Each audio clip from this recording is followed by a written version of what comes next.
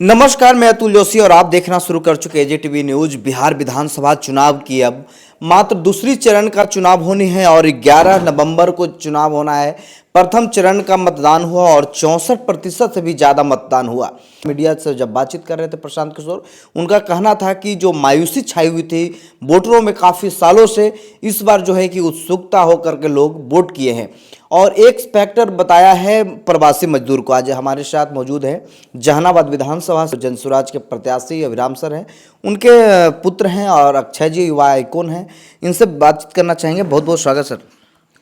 धन्यवाद सर, जैसा कि प्रथम चरण का मतदान संपन्न हो गया और 121 सीटों पर चुनाव हुआ, उसमें देखा गया रिकॉर्ड तोड़ मतदान प्रतिशत हुआ, क्या कहना चाहेंगे? सबसे पहले तो मैं आपको बता दूं कि इस बार बिहार के जनता ने यह संदेश साफ दे दिया कि बिहार इस बार बदलेगी और 64%, 64 नहीं 64 लगभग 65% जो वोटिंग हुआ, ये साफ संकेत है कि बिहार में बदलाव होकर रहेगी। कुछ विश्लेषण ये भी लोग कर रहे थे कि कहीं ना कहीं या तो ये भी हो सकता है कि सरकार को स्थिर बनाने के लिए, यानी स्थिरता बरकरार रहे, इसके लिए भी वोटिंग हुआ होगा, या तो फिर सरकार बदलने के लिए, यानी तेजस्वी को सीएम बनाने के लिए भी बात होगा। क्योंकि महागठबंधन वाले और एनडीए वाले ये दोनों दावा कर रहे हैं कि बस लड़ाई एनडीए और इंडिया गठबंधन के बीच ही है। आप बताइए कि पिछले 3 विधानसभा को आप कवर कर इतनी बड़ी वोट परसेंटेज कहीं हुई है पहले चरण में? नहीं। तो भाई 65% जो अपना, पहले से भी एनडीए थे और इंडिया थे, दोनों दल थे। तो आप बताइए कि इस बार वोट परसेंटेज जब बढ़ा है तो आपको खुद है कि ये वोट परसेंटेज वही प्रवासी मजदूर, जो लोग छटपटा रहे थे, जो मजबूरी में थे, जो लोग इंटरेस्ट नहीं ले रहे थे कि भैया वोट क्या दें, नोटा दबा दें, तो इस बात का संकेत है कि जनसुराज के लोग, जो बिहार के लोग हैं, वो मिलकर ये संदेश साफ दे दिए हैं कि बिहार में बदलाव होकर रहेगी। अच्छा, प्रवासी मजदूर को एक फैक्टर बताए हैं प्रशांत किशोर। भाई देखिए, प्रवासी मजदूर तो एक फैक्टर है जो छटपटाहट में जाकर बेचारे दूसरे राज्य में 10,000, 12,000 के लिए, 15,000 के लिए रोजी रोजगार करने जा रहे हैं। और उनके साथ ऐसे बिहार में कितने लोग हैं कि जो हम जाते हैं गांव में तो देखते हैं चबूतरा पर बैठ के ताश खेलते हैं, तो हम पूछते हैं कि क्यों भाई, तो कहता है कि भैया पढ़ाई तो कर लिए हैं लेकिन कोई रोज़गार नहीं है। तो हम लोग भी चाहते हैं कि कुछ बदलाव हो और इस बार भैया बदलेंगे।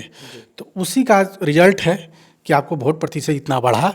और मैं आपको यकीन के साथ कहता हूं कि जनसुराज ही फैक्टर है। जनसुराज ही आज जो लोगों को आज बता रहा है, समझा रहा है, वही लोग जो छटपटा रहे हैं वही वोट दे रहे हैं और इतना वोट परसेंटेज का ग्राफ जो है ऊपर अप हो रहा है। अच्छा अक्षय जी, हम ये जानना चाहेंगे, जो गठबंधन, इंडिया गठबंधन हो या एनडीए गठबंधन, ये दोनों का जो सभी दलों का यानी घटक दल है, क्या तालमेल सही नज़र आपको आ रहा है? क्योंकि आप भी तो घूम रहे हैं, लोगों से मिल रहे हैं, लोगों का बयान भी देख रहे होंगे, क्या लग रहा है तालमेल सही है दोनों के गठबंधन घटक दलों के साथ?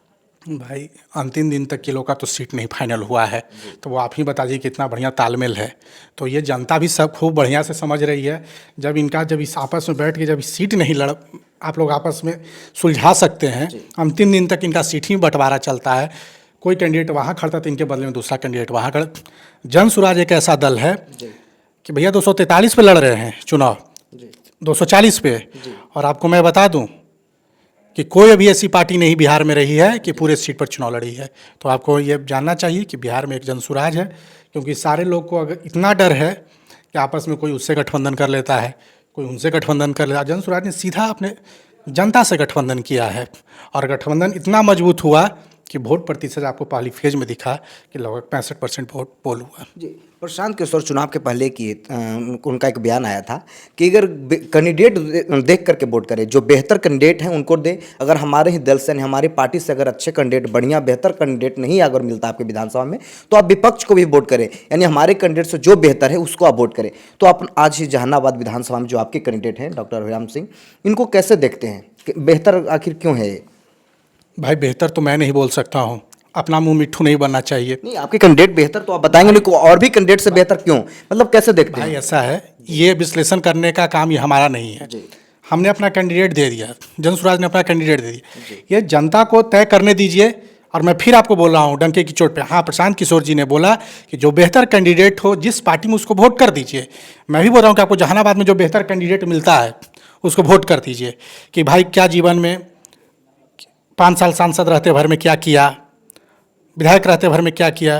तो भैया आपको जो जनता को समझ में आ रहा है, मैं भी बोल रहा हूँ जो बेहतर कैंडिडेट है उसको वोट दीजिए और जहानाबाद में जिताइए, ताकि जहानाबाद की सूरत और तस्वीर बदले, जहानाबाद को बेहतर शिक्षा मिले, रोजगार की व्यवस्था हो, स्वास्थ्य की व्यवस्था हो। और मैं जहानाबाद के लोगों से अपील करूंगा, नेता का बेटा को चेहरा देख के वोट मत करिए, अपने बेटा को भी चेहरा देखिए, ताकि आपके बेटा को भी शिक्षा मिले, बढ़िया पढ़ाई मिले, रोजगार की व्यवस्था यहाँ हो, स्वास्थ्य की व्यवस्था हो। ये जहानाबाद की जनता को तय करने दीजिए कौन बेहतर है। वो आपको 14 तारीख का जब पिटारा खुलेगा तो वो आपको दिखेगा। जेडीयू के नेता और सांसद ललन बाबू आते हैं, यानी राजीव रंजन सिर्फ ललन सिंह यहाँ पे आते हैं राजा बाजार में, भूमिहारों के बीच वो बैठक करते हैं, सभा करते हैं, उसमें पाकिस्तान की बात करते हैं, नरेंद्र मोदी जी का बात करते हैं। और एक उनका बयान अभी सोशल मीडिया पे वायरल हो रहा है, वो लालू यादव को सामाजिक न्याय के प्रतीक बताए थे, और आज जो है कि लालू यादव को मतलब जंगल राज के प्रतीक बताने लगे। भाषा बदल गया, क्या कहना चाहेंगे? भाई, नेता आता है, सीजन आता है, चुनाव की बात होती है, जात की बात शुरू हो जाती है, तो भाई ऐसा इस बार बिहार के जनता ने ठान लिया है कि भैया इस बार जात पे नहीं फंसने वाले हैं। बहुत दिन ठगे हैं। अब इस बार जो जहानाबाद का जनता, बिहार के लोग हैं, वो वोट इस चीज़ पर देंगे कि हम लोग मजबूरी में क्यों अपना पीठ पर झोला बांध के अपने बुजुर्ग माँ बाप को छोड़ के, जिसको 16 साल 18 साल उसको गरीबी में बेचारा को पोसा पाला है और दूसरे राज्य में भेजता है। इस बार बिहार के लोग वो जवाब चाहते हैं, उसका जवाब दीजिए। यहाँ ये नहीं चलेगा, भारत पाकिस्तान नहीं चलेगा, यहाँ पर ये नहीं चलेगा कि कोई जातिवाद नहीं चलेगी। आप बताइए कि राजा बाजार में है तो राजा बाजार अंडरपास का पुल कब ठीक होगा, वो आप बता कर जाइए। जो इस गुर्बती में हम लोग रह रहे हैं, उस नाला में आप जाते हैं तो देखिए कि राजा बाजार का अंडरपास है, नाला बह रहा है।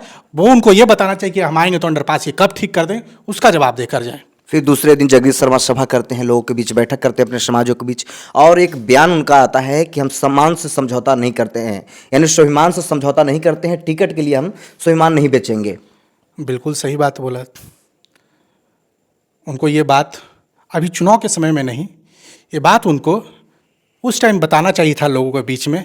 जनता सब समझती है, चुनाव आ गया है, इसको इमोशनल ट्रम्प कार्ड बोलते हैं, तो इस कार्ड को ना खेला जाए। इस कार्ड को पहले खेलते हैं कि जब नहीं लड़ रहे थे उस टाइम बताना चाहिए था कि भाई ऐसा क्यों हुआ। जनता समझती है। जी, क्या कहना चाहेंगे जहानाबाद विधानसभा के जो जनता हैं, जो वोटर हैं, मतदाता हैं, उनको क्या कहना चाहेंगे? मैं एक ही बात संदेश दे रहा हूँ, जो अच्छा लगे जहानाबाद को, कि जहानाबाद के लिए कौन काम कर सकता है।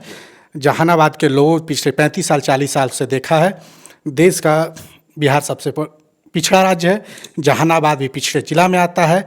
तो कम से कम लोग, हम पूरे जहानाबाद के लगभग हर गांव में लगभग मतलब कि 70% 75% गांव में, सब गांव अभी तक नहीं कवर कर पाए हैं। सब जगह जाते तो एक ही समस्या है, शिक्षा तो बहुत दूर हो गई भैया, रोजगार फैक्ट्री बहुत दूर हो गया, अस्पताल बहुत दूर हो गया। यहाँ पे दिक्कत ये हो रही है कि वहाँ पे नाला नहीं है, ड्रेनेज सिस्टम खराब है, सड़क नहीं है। ये भी मतलब कि लोग मजबूरी में किसी तरह अपना जीवन व्यापन जी रहे हैं। तमाम जानकारी अपडेट करते रहेंगे, देखते रहिए जेटीवी न्यूज।